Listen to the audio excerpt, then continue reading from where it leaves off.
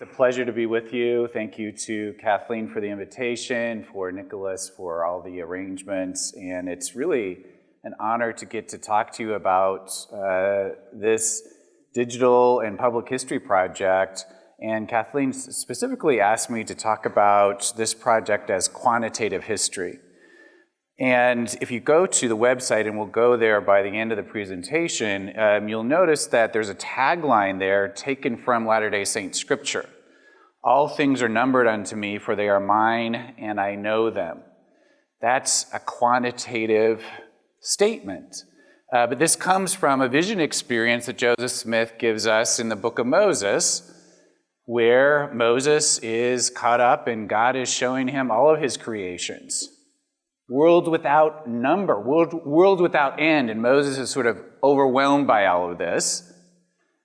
How do I make sense of all of this? The expanses of God's creations and God's response, this intimate God of Moses that is talking to him face to face, in the midst of explaining all of his creations, God's response is, don't worry, all things are numbered unto me, for they are mine, and I know them. And we use this as the tagline for the Century of Black Mormons database because these Black Latter-day Saints baptized into the faith in the first 100 years have been erased from collective Latter-day Saint history and memory. But they are known unto God, and we are attempting to name and number and identify them.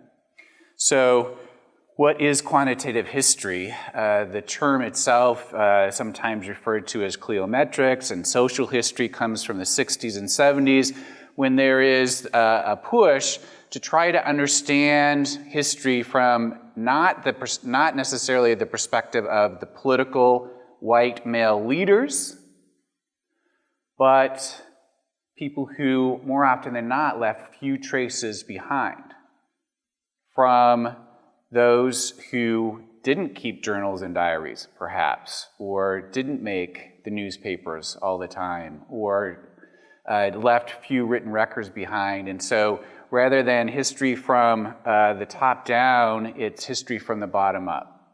So you deal with records of a different variety, in other words.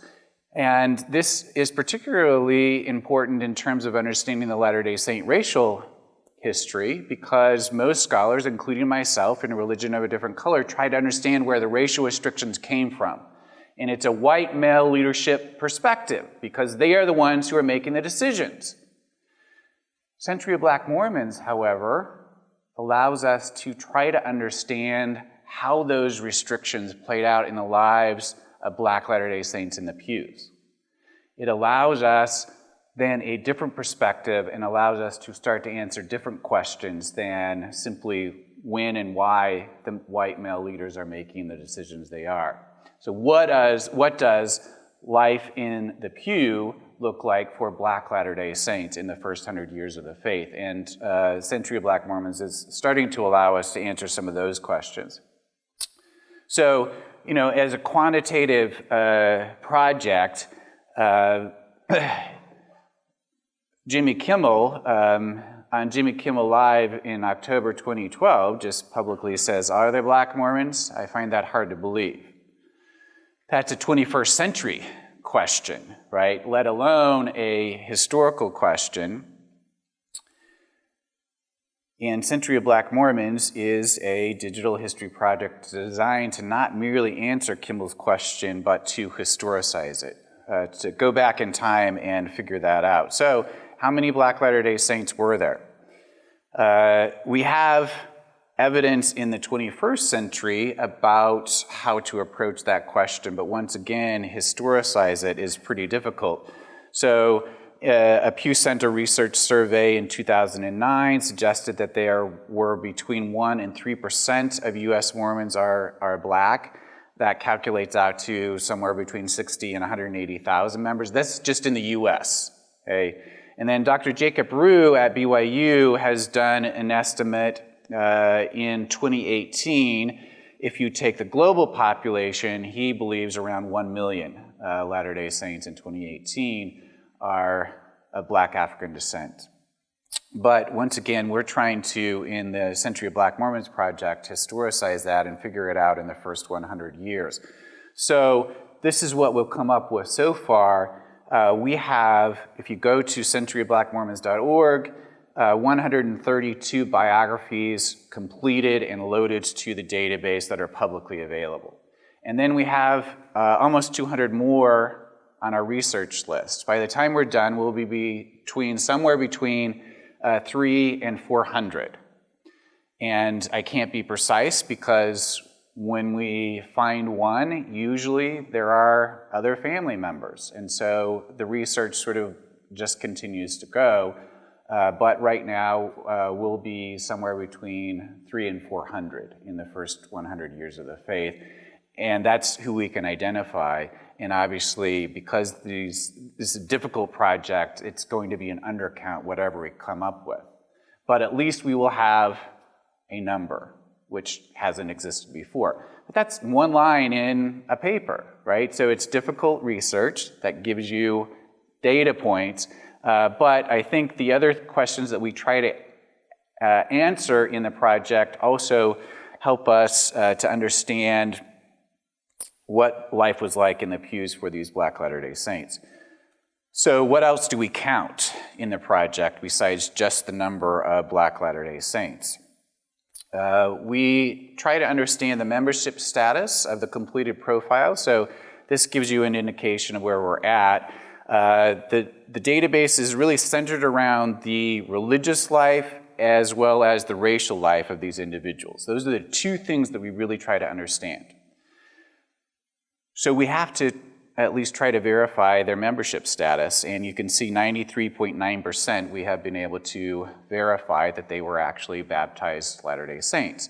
We have a category for not LDS, people who are associated in public perception with the Latter-day Saint movement, but we have verified they didn't actually get baptized.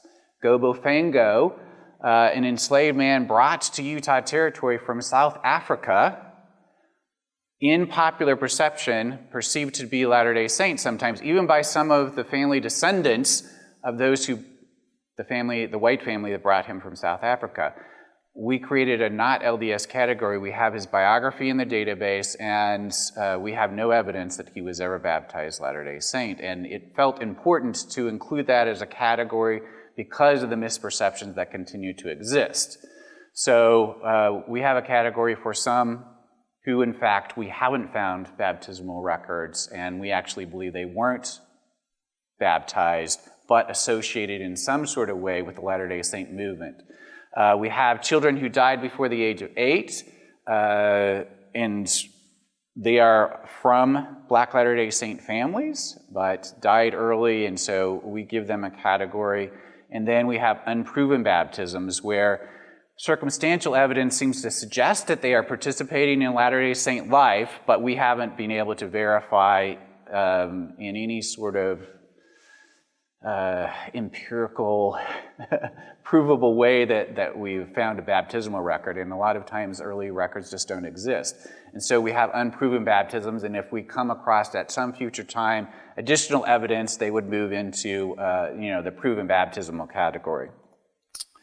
We track whether they were free or enslaved at the time of baptism. So if they are baptized before the 13th Amendment is ratified in the United States, we verify if they were enslaved at the moment of baptism or free. And currently you can see of those who fit into that chronological period for their baptism, who the research has been done, then we have 56% in that period from 1830 to 1865 who were enslaved at the moment of baptism, and 44% who were free Black. And my sense from our research list is that this trend will probably continue, and we might more than likely end up with more enslaved than free in that 1830 to 1865 period. We track baptismal location.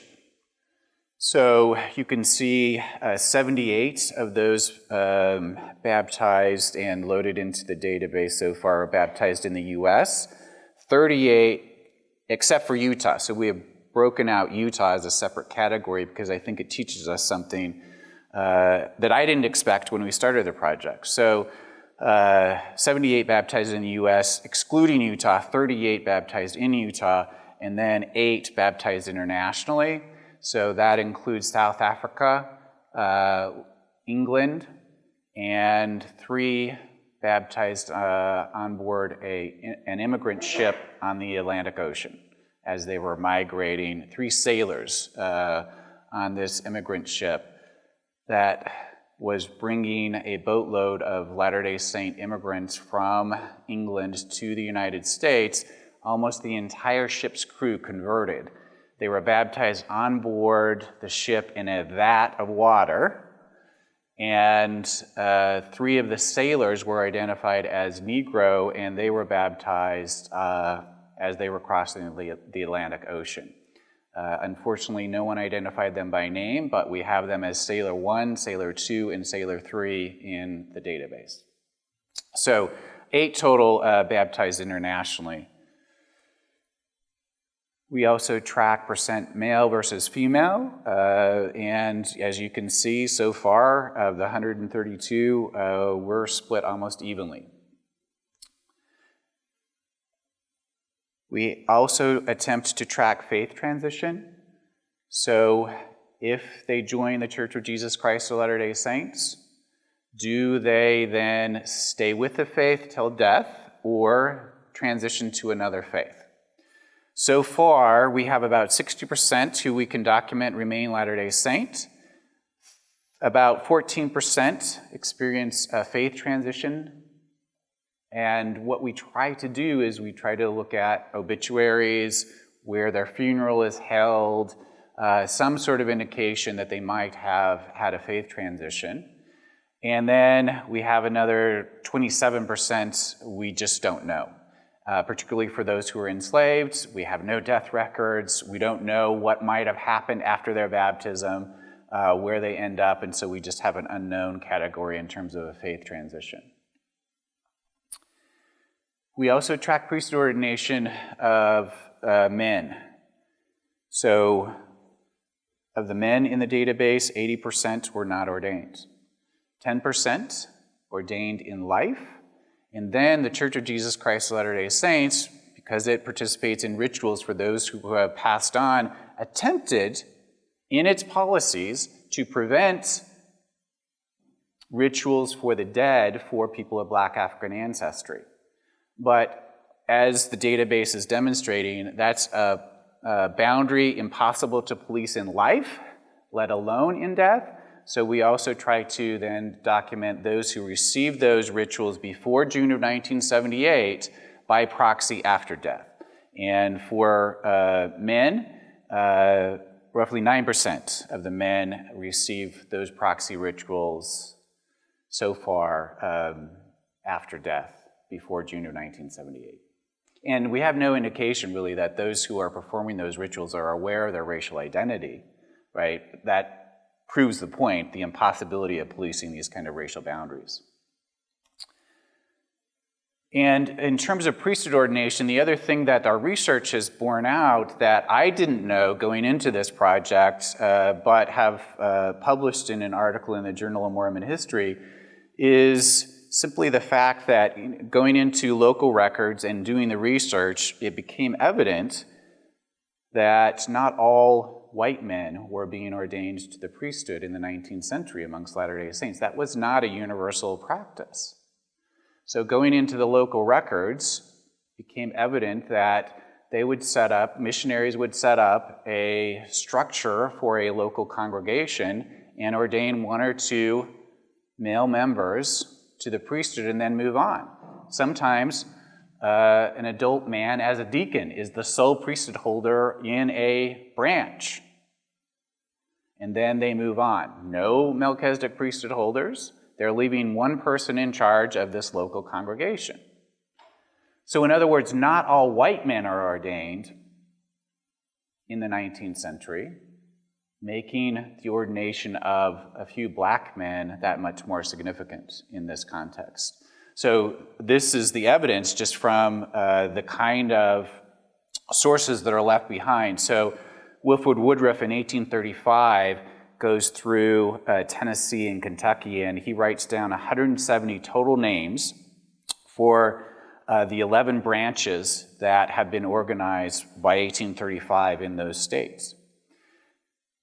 67 of those total names are men, and then he writes the priesthood office of some of those men. Of 67 men, only 19 held priesthood office. 28% of the men in the 11 branches held any priesthood, and of those, only 10% were elders. And then, in 1842, there were 14 congregations in New Jersey, Delaware, Massachusetts, and Pennsylvania who sent in evidence about their ordination. 862 total members, so that includes men and women. Only 72 of those held priesthood office.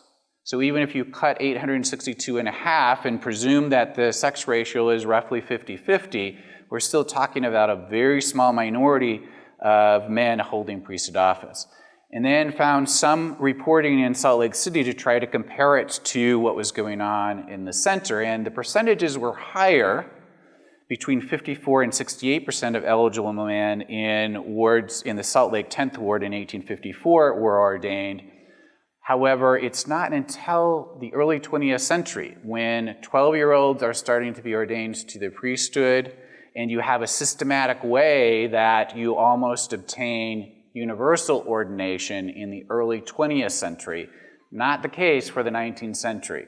And so, once again, not all white men are being ordained to the Latter-day Saint priesthood in the 19th century, making it that much more significant that a few black men are included in these ordinations. The temple status then, so obviously as the racial restrictions develop over time, men and women, black African ancestry, are barred from temple admission. But just like with priesthood ordination, it's a boundary impossible to police. So we also track those who received temple ordinances in the 19th century and early 20th century. So far, 84% no temple ordinances. We have 7% who receive temple ordinances while living, and 9% who receive them by proxy after death.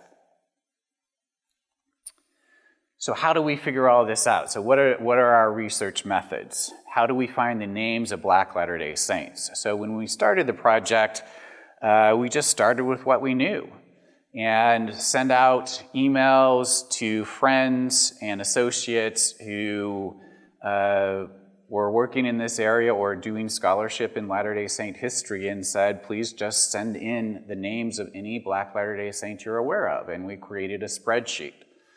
And then researchers in the project just signed up to start doing the research. This is just a screenshot of our spreadsheet that has continued to grow. Like I said, we're up to 331 people who have been entered into this. We just enter any information, the clues that we begin with, and then someone will sign up to be a researcher and do the research and write the biography, and then we load them to the database when the research is complete. Sometimes what we knew was very little. So I'll give you an example of something we knew. It's a letter that Artist Partial had shared with me and I used in Religion of a Different Color. It was a letter written by the Northern States Mission President in 1909 back to Salt Lake City.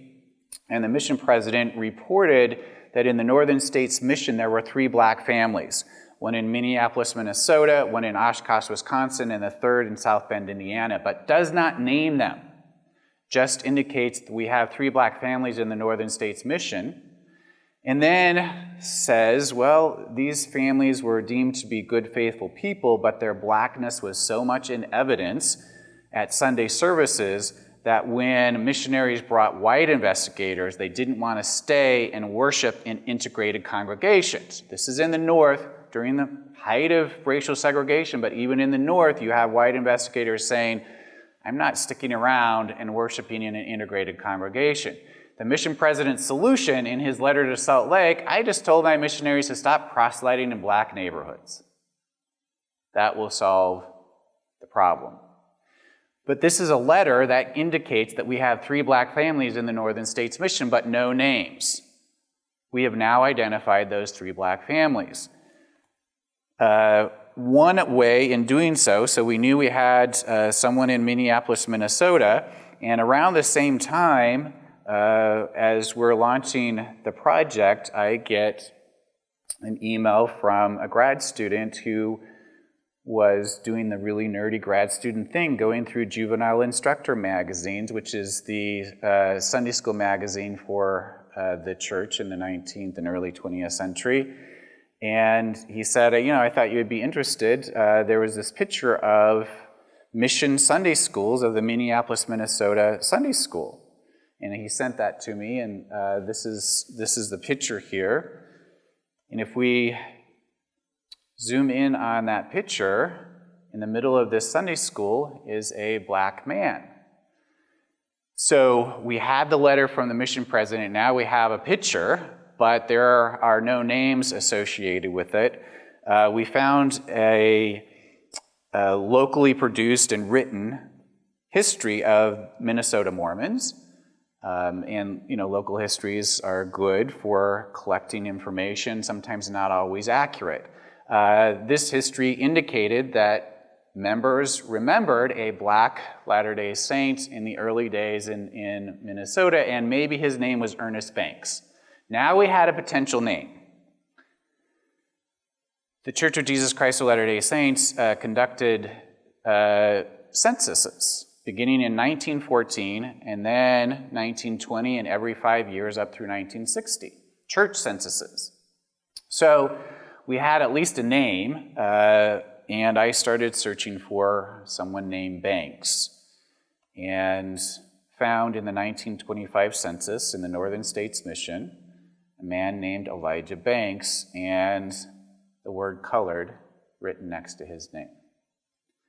This is the other thing, and then his wife is white, and the clerk who created this census indicated that. This is the other thing that we came to notice in doing this project, the Church of Jesus Christ. When I first approached even the church history department about this project, they said, good luck, you'll never be able to do this. We keep no official records that keep racial categories. And that's just the challenge I love when someone says this is impossible. What we didn't know going into this project is that clerks and missionaries who are creating this record, even though there are no official racial categories, can't help but write in the margins of the documents they create the word colored. And you'll see that throughout the presentation. In other words, whiteness is normal, and we have to somehow identify the abnormal in these records. And so in the margins of almost everyone in the database, at least one Latter-day Saint record includes the word colored or Negro blood. And so in going into the membership record database, looking for people who we have on our research list, we then automatically encounter people we were not aware of, because in scrolling through the microfilms, you're just seeing the word colored scrawled in the margins of some of these documents. And so then we add more people into our research list.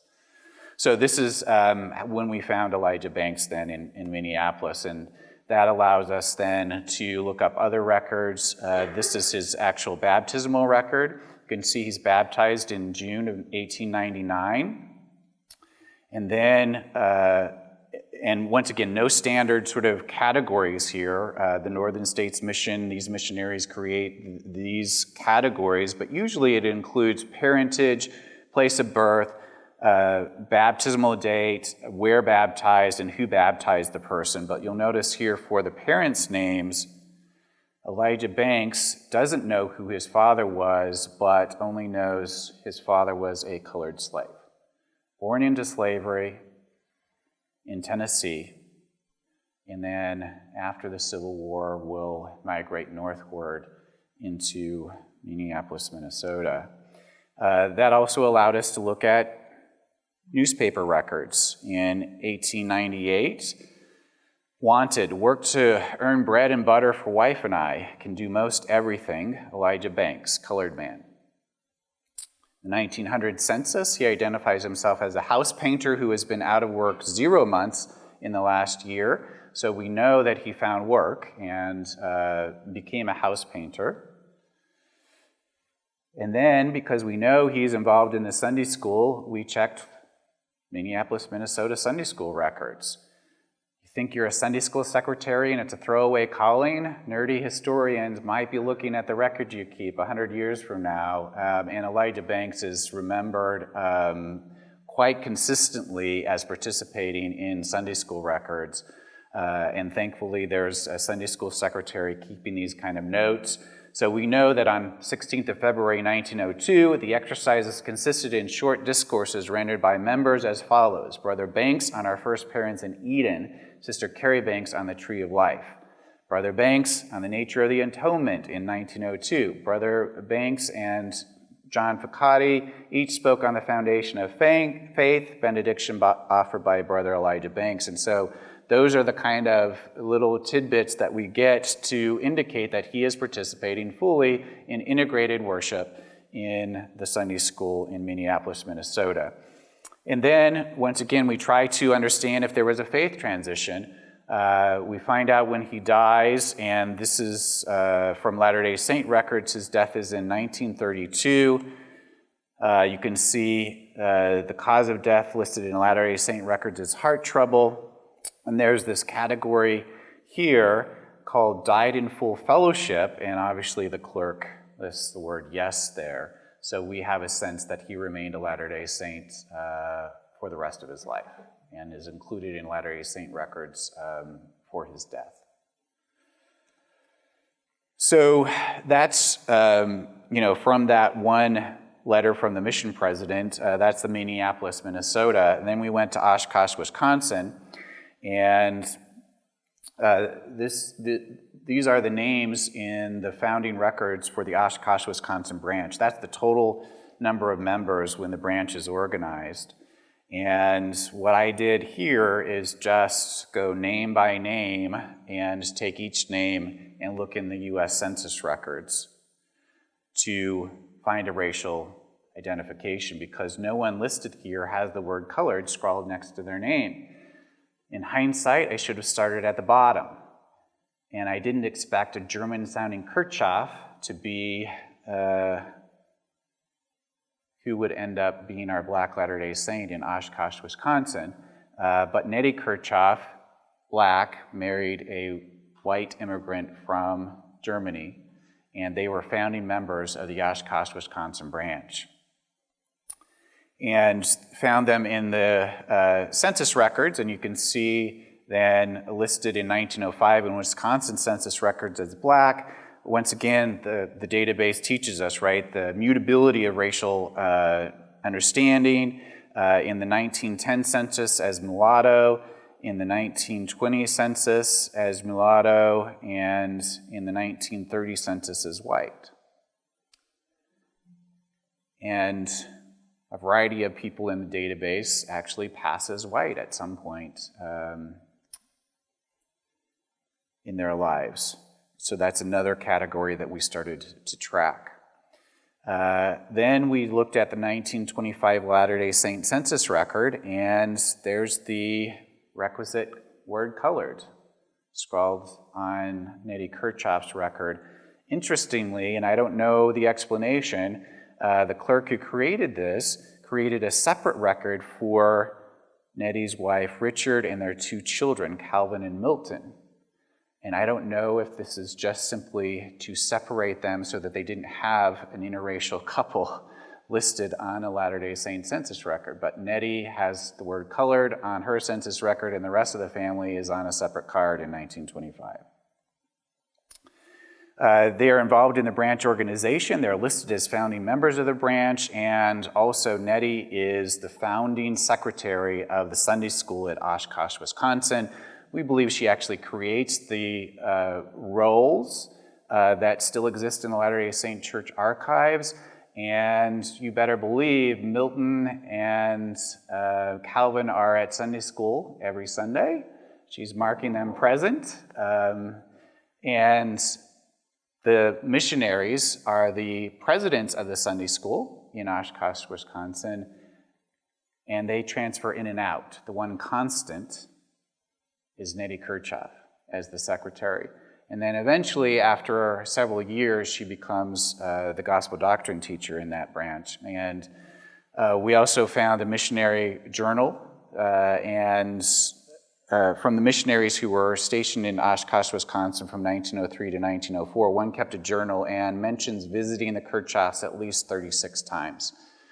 They are very popular with the missionaries. And they also the missionaries helped nurse Mitty back to health when he was sick 1 year. The other ways that we find people is just simply by happenstance. So looking through records, trying to find other people who we have identified, and this is just one example, going through early Mississippi baptismal records, and once again, came across the word colored man just scrawled in the margins. And then down the same record page, colored woman, and then colored males, and then colored back up at the top.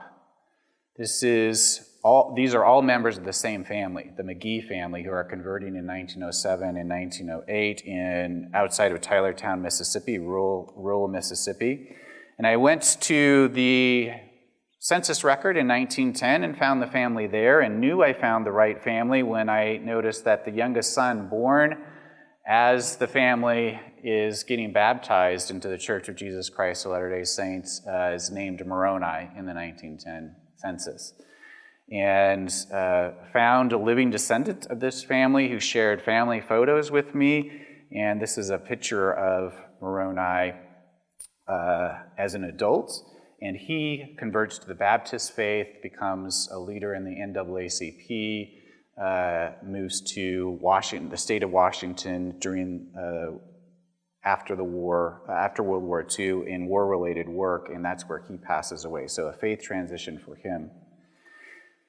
Other members of the family who were all Latter-day Saints, the niece of Frida, who is pictured here, is the one who shared with me these pictures and said that her mother, her grandmother, her Aunt Frida were all proud Black Latter-day Saints, and she was thrilled to share these photographs and to have them honored and remembered in the database. She said her generation of the family left the Church of Jesus Christ of Latter-day Saints during the 60s and 70s when they were out protesting for civil rights and the LDS Church was digging in its heels on its racial policies, but said that her family were proud Black Latter-day Saints and would love to be honored and remembered in the database, and shared these photographs. So Frida is the only member of the family who lives to actually participate in Latter-day Saint temple or temple ceremonies past the 1978 restriction.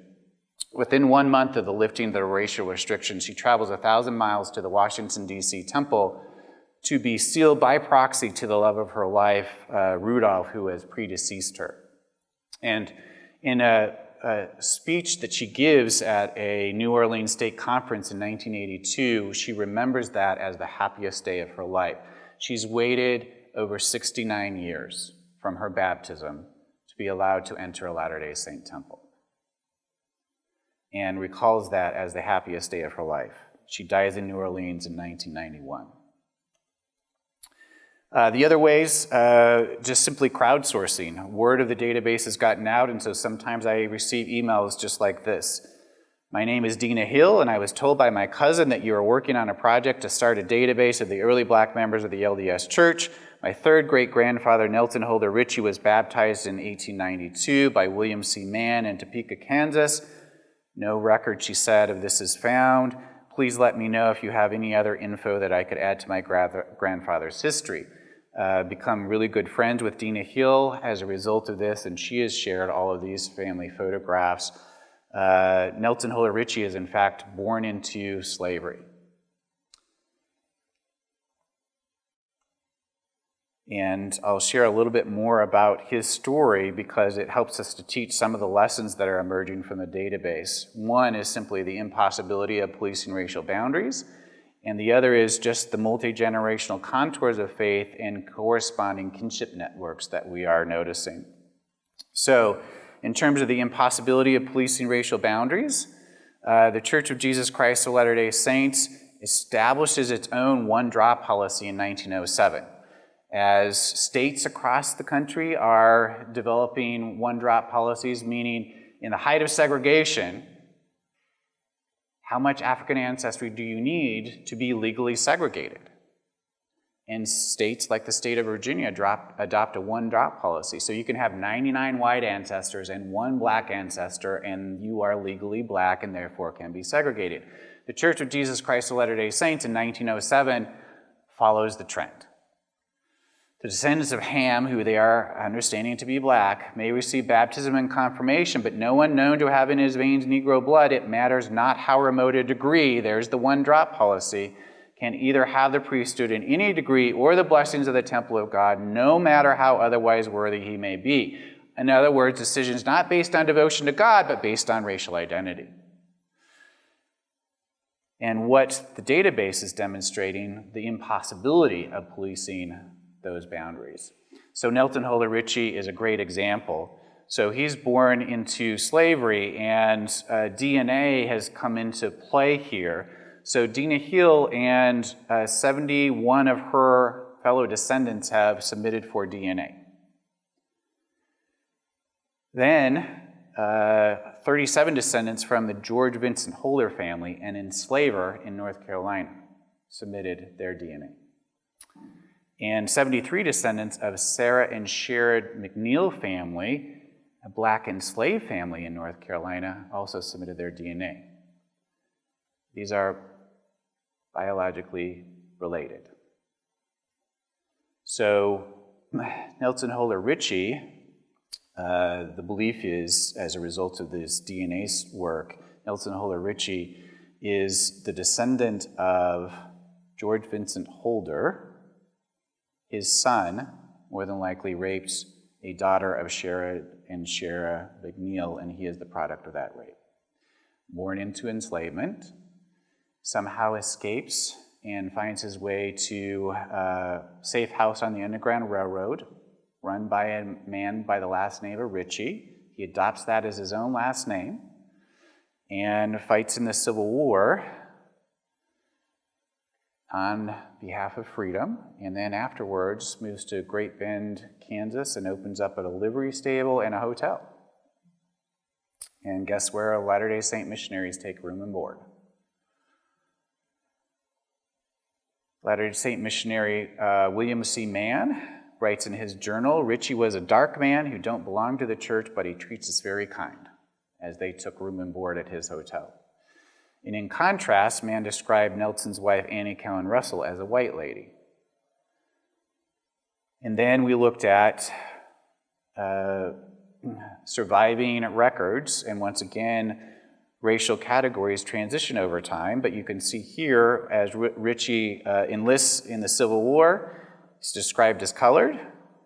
You can then see various other census records. You have black, you have mulatto, you have colored, you have mulatto, you have white. In the 1900 Utah census, after they migrate to Utah, and then the 1910 Utah census, Indian. In 1909, Nelson and his wife Annie apply to be sealed in the Salt Lake Temple together. They are rejected by their Latter-day Saint bishop because he says, I felt Nelson had Negro blood in him. They appeal because their 2 oldest children, their 2 oldest daughters, have already been sealed in the Salt Lake Temple to their spouses. And they say, our daughters received this, why not us? Their bishop refuses to budge because of the racial restrictions. Their daughters have passed as white. In fact, all of their children will receive temple rituals and or priesthood ordination before June of 1978 because they pass as white. So remember, we're talking about at least 2 generations of interracial relationships by the time we get to their children, and they are passing as white. And I'll just focus in on the youngest child, who is 11 years old in 1909 when his parents are rejected. And we have no record of him being ordained to the priesthood as a 12-year-old, which had become the practice by the early 20th century. He is not ordained, but we do have him participating in the Young Men's Mutual Improvement Association, and Sunday school. So he's participating, but not ordained. And we think this bishop is just using the same logic. His parents are barred from the temple, and he's not allowing Russell to participate either. His sisters, like I said, the older sisters, a couple of them have already been admitted to the temple. The one in the far corner over there, admitted to the temple, Relief Society president in Layton, Utah by the 1950s, passed as white. But she's the daughter of a formerly enslaved man. Okay. And Russell will eventually move to California, become a pharmacist, marry in a Protestant church. Their only child, also married in a Protestant church, but by the 1970s returns to the faith of his youth and shows up in the records of the Holly Park Ward in Inglewood, California. I don't know what story he tells. I don't know what he even understands about why he's not ordained to the priesthood. But as a 70-year-old man, he receives the Aaronic priesthood and becomes a deacon in 1970. And then a couple of months later, a teacher, a couple of months later, a priest, and then by the end of the year, when he's 71 years old, he is ordained an elder in 1970. The son of an formerly enslaved father, in other words. Once again, I don't know why he understands he didn't have the priesthood, and I don't know what story he told his bishop. But nonetheless, he will then go to the temple. His sister, Grace, will travel to California and stand in as proxy for his mother as he is sealed to his family. And the other wonderful little tidbit that comes from this family is the grandson of Nelson Holder Ritchie, Rex Olson, becomes BYU quarterback as a priesthood holder from 1946 to 1948 for the BYU football team. And Russell Dewey Ritchie, just to try to emphasize how far into the future slavery projects itself, the son of a formerly enslaved man passes away as a temple worker in Tucson, Arizona, a high priest, all of that before 1978, and passes away in 1985. So that's how far slavery casts its shadow into the 20th century. Okay, and then the last point that I'll make here is just the kinship conversion networks that we have documented. So of those in the database, 76, almost 77% are related in some sort of way with one other person who is also in the database, also baptized. Only 24% are baptized independent of any other family member. And share with you Ned and Susan LaGrone as one example. They're born into slavery in 1840 and migrate to Utah in 1870, but they migrate to Utah because of kinship relations. Samuel Chambers, in this picture here, converts as an enslaved man at age 13. No other congregation around him. He's a one-person Latter-day Saint congregation as an enslaved 13-year-old. And somehow that spark of faith stays with him. After he's emancipated, after the Civil War, he saves up his money for 5 years to be able to join the Latter-day Saints in Salt Lake, and he will bring with him, obviously, his wife Amanda, who is a sister to Ned LaGrone. Ned and Susan are not Latter-day Saints when they join the Chambers in their migration to Utah. But by 1873, they convert. Ned and Susan convert, and then preside over a multi-generational Black Latter-day Saint family. This is just notice of their baptism in June of 1873.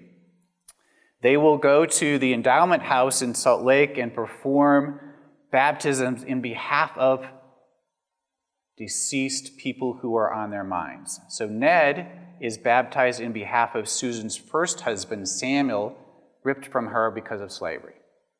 Susan will be baptized in behalf of her mother Margaret, Ned's first wife Florida, ripped from him because of slavery, and her first mother-in-law. In other words, Mormonism is creating a theology that allows them to put their families back together, but tragically, right, not fully participate in all the rituals of that theology. And then they are rebaptized. This is common in the 19th century, rebaptized as a show of recommitment to their faith in 1876. And there's the requisite colored in the margins of their rebaptismal record in 1876.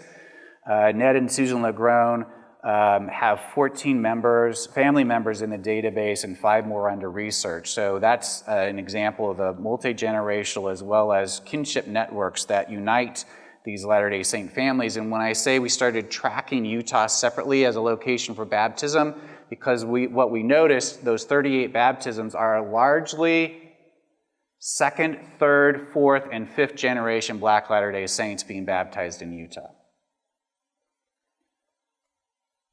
So of 132 completed profiles, over 76% are married or related to another person who also converts. So kinship networks helps us to understand these conversions.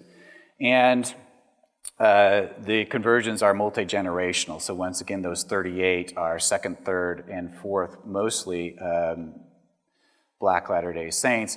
Jane Manning James, a prominent Black Latter-day Saint who most people are familiar with.